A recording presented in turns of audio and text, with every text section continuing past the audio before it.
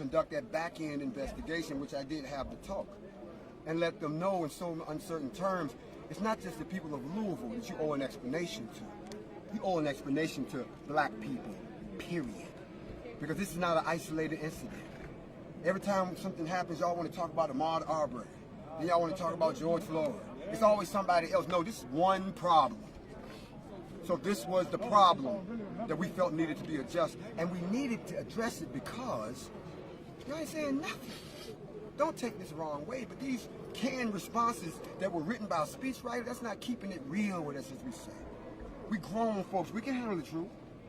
So our goal was to come down and do the second part, because I told them, if I don't feel like you telling me the truth, or if you tell me something that's not going to satisfy what these people want, I'm going to bring my people in, just to emphasize that we really want the truth. And that's what today was. I'm delivering on my part of the bargain. Now, what they told me is what I told them. I hope they didn't lie to me. I really do. Because we can get to a resolution on this. And so somebody can have justice for Breonna. That's all. All that other stuff is extra. It's extra. So that was the goal. Now, how I felt it went great.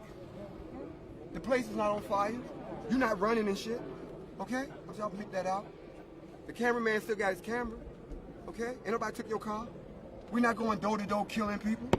Okay? It's not chaos in the land like everybody doom and gloom like they forecast because black people armed themselves. None of that happened. My people performed professionally. They were militant.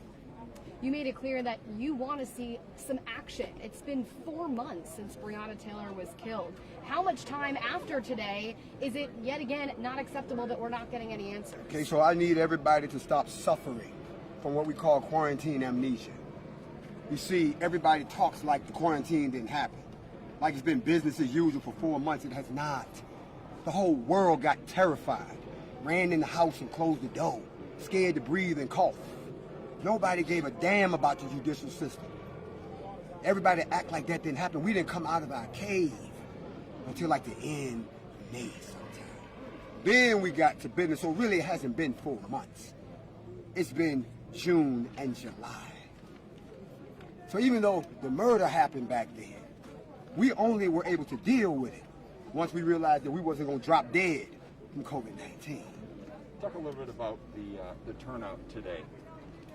Happy with the turnout, the amount of people, and I stood down a greater portion of our group because once we did the walkthrough last night, we realized that if we put 5,000 people in here, they wouldn't all fit.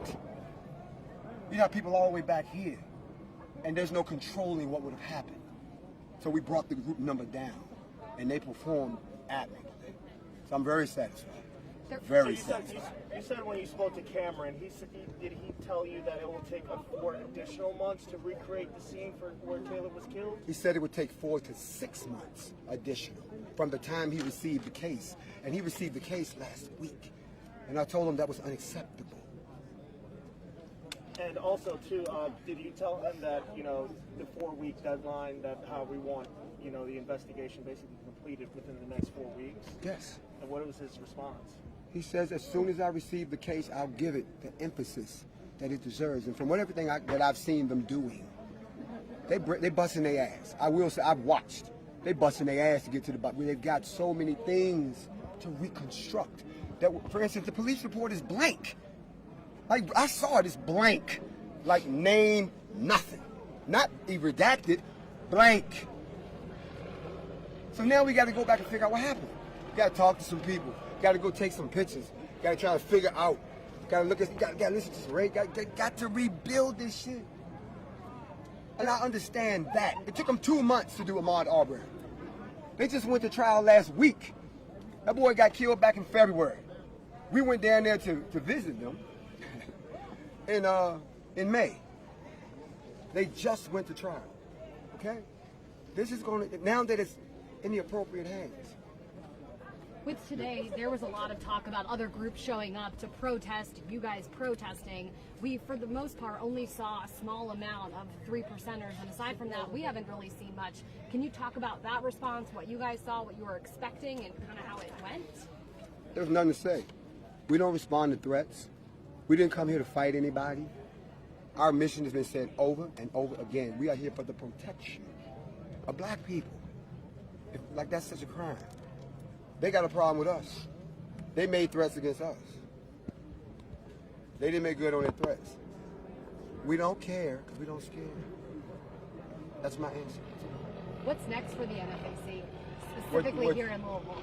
Well, we entered into a partnership with some of the organizations here, some of the neighborhood organizations, to assist them in the building of neighborhood policing models, also neighborhood policing, neighborhood community building, proactive versus reactive, work along with them, gun ownership, training, and also addressing ills within their community. For instance, Claude Anderson talks about group economics, establishing agreements that if a business comes into their neighborhood, they have to sign an agreement that 50% of their profits have to go back into that neighborhood, or you can't do business with us.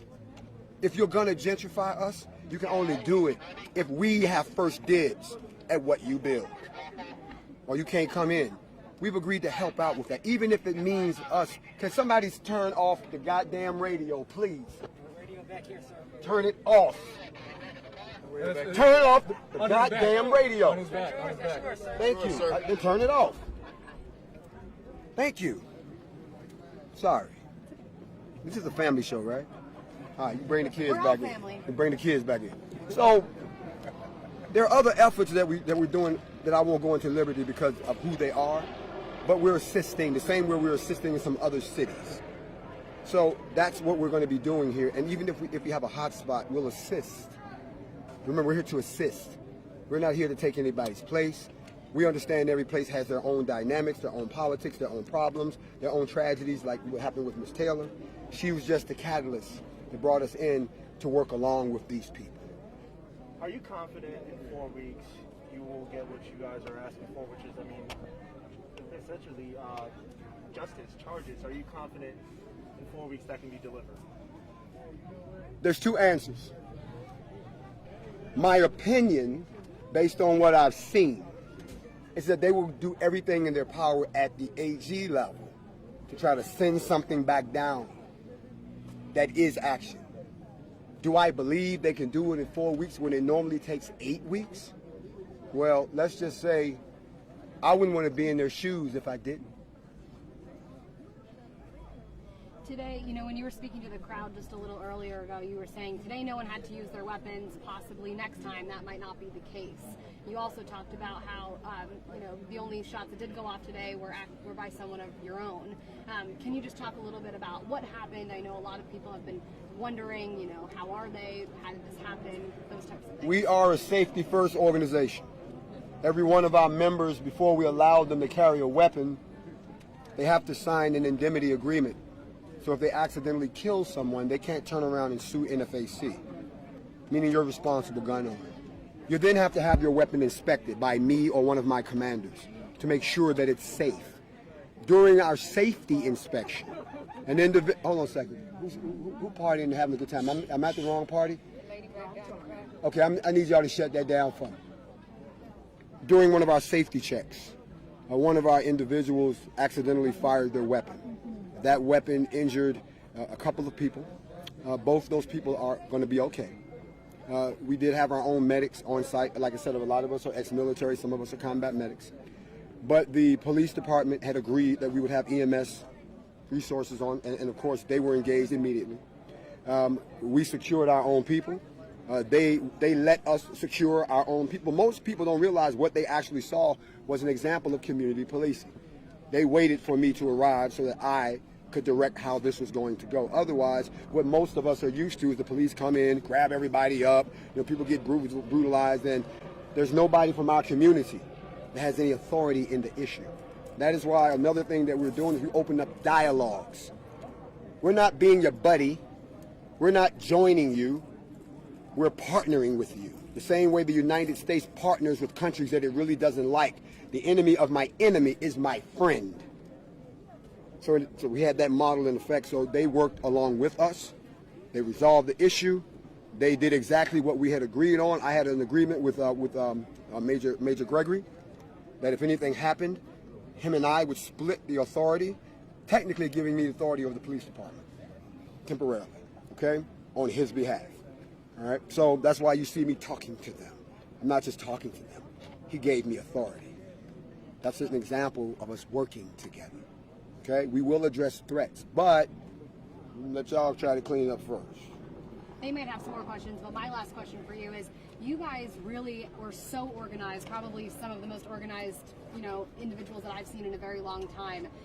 You came out, you guys got on one knee as a group over and over, had your fists in the air together over and over. Can you kind of talk about that community, that camaraderie, and what message that sends to the people who are going to be watching our newscasts? Unity is not something that you say I am. Unity is not everybody standing together like you saw right now. Unity is a frame of mind. It is the taking off of mental chains. And all of these people have taken off their mental chains, and they understand that no matter what our differences are, we're all the same and we have a common problem. And people keep threatening us. So when you threaten us, see, the us is truly us, it's easy to get on one accord. And we're on one accord. We're on code, as they say. And because we all love each other, we love our people in spite of our differences, which is what everybody else does. The example that it sets, not only for the world, but to our young people, is a message that's much needed today. So I think that when they see people like us that look like them doing things like this, it inspires them. And it also restores hope for a lot of older people who thought they were going to leave this world. They got one foot in the grave and one foot on the banana peel. They see there is hope for the race, and they can go into that good night with a smile like your own. And then all of the people who died in the 60s, brutalized in the 70s, died of crack in the 80s, got shot down by police in the 20-teens. At least they can rest a little better from the ancestral side that the brothers and sisters are doing something together. That's what the message that we send. And it's being sent to melanated people all around the world. And we know what's good for us is good for you.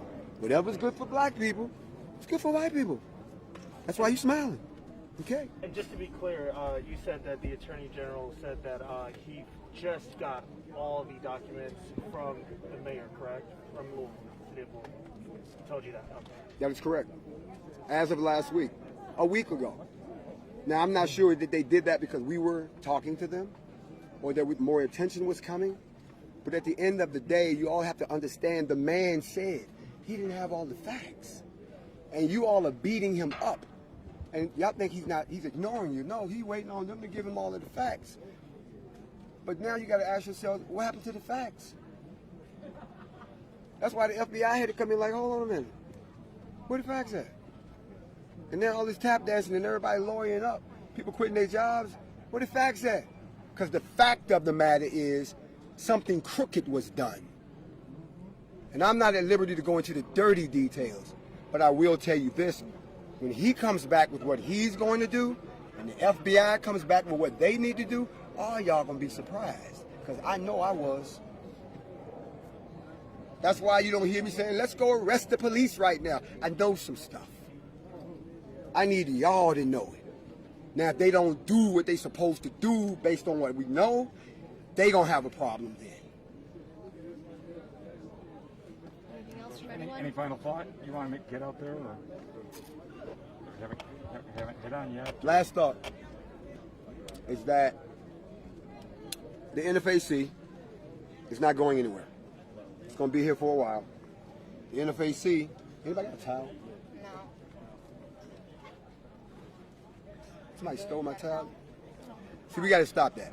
Hot there. thievery. Anyway, the NFAC is not going anywhere. It's going to get bigger. As a matter of fact, it's grown exponentially in the last 2 months because our problem is here. The last thing I want to say to everyone who's watching, stop thinking that when you see a black man with one of these, that there's a problem. If you have a guilt complex or an inferiority complex, get help. We deal in facts, not feelings. The last message I want to say is this. To all of the families out there that have lost loved ones at the hands of the police or at the hands of racism, call us so we can find out the truth for you. But if you can't get in touch with us, constitutionally, you're authorized to find out on your own. You know what I mean? Thank you. Thank you so much for your time. Here you go. Thank you very much. Thank you. Thank you. I just want to pass this off to you. Myself, whatever is on there. If there's ever anything that we can do specifically